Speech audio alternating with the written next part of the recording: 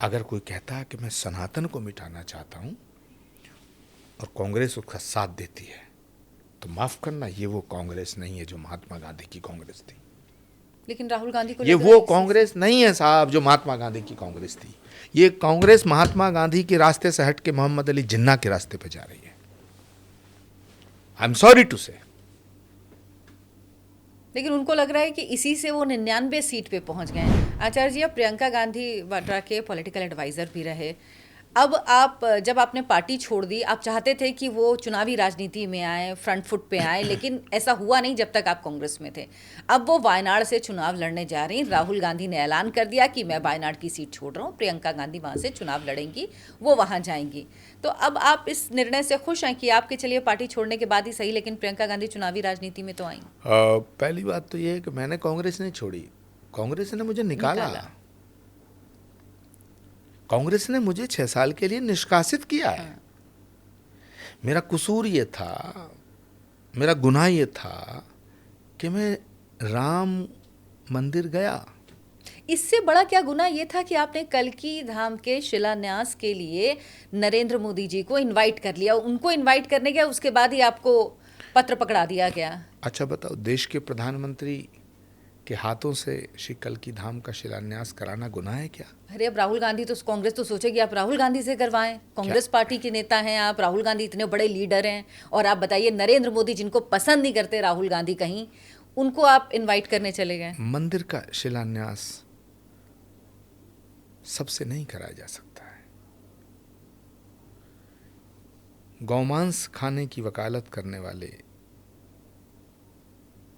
मंदिर का शिलान्यास कैसे करेंगे?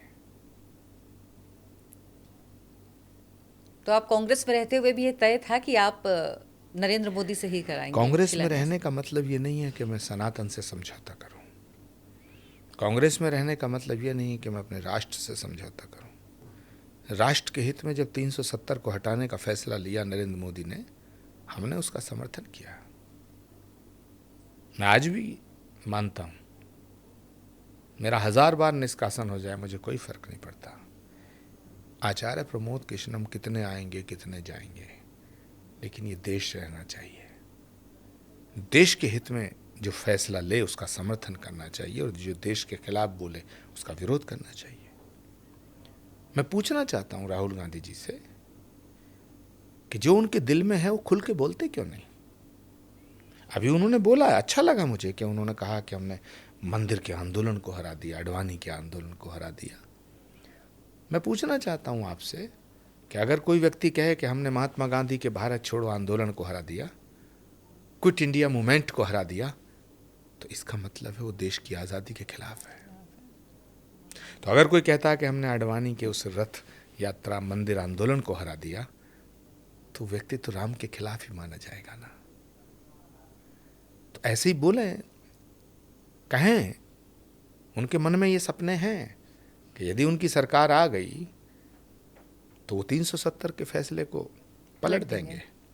अगर उनकी सरकार आती है तो राम मंदिर के फैसले का रिव्यू करेंगे, राम मंदिर को के फैसले को पलट देंगे, ठीक उसी तरह जैसे शाहबानो का किया था। शाहबानो का फैसला पलटा गया। और जब मैंने ये बात बोली थी तो लोगों के कान खड़े हुए, लेकिन आधे लोग कह रहे थे नहीं साहब ऐसा कैसे हो सकता है। अरे कैसे नहीं हो सकता है? चलो, जो मैंने कहा उसको राहुल गांधी जी ने प्रमाणित कर दिया बोलकर।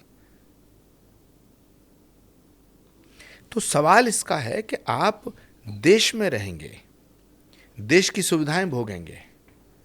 भारतीय लोकतंत्र की सुंदरता क्या है? भारत के लोकतंत्र की सुंदरता और खूबसूरती यह है कि आप रोज सुबह उठते हो, देश के प्रधानमंत्री को कोसते हो और फिर कहते हो लोकतंत्र मर गया है। अगर लोकतंत्र मर गया होता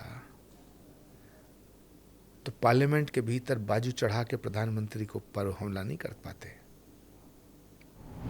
अगर लोकतंत्र मर गया होता,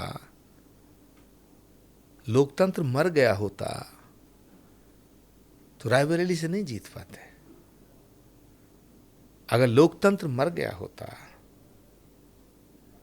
अगर लोकतंत्र मर गया होता तो पानी पी पी के प्रधानमंत्री को ना कोस पाते।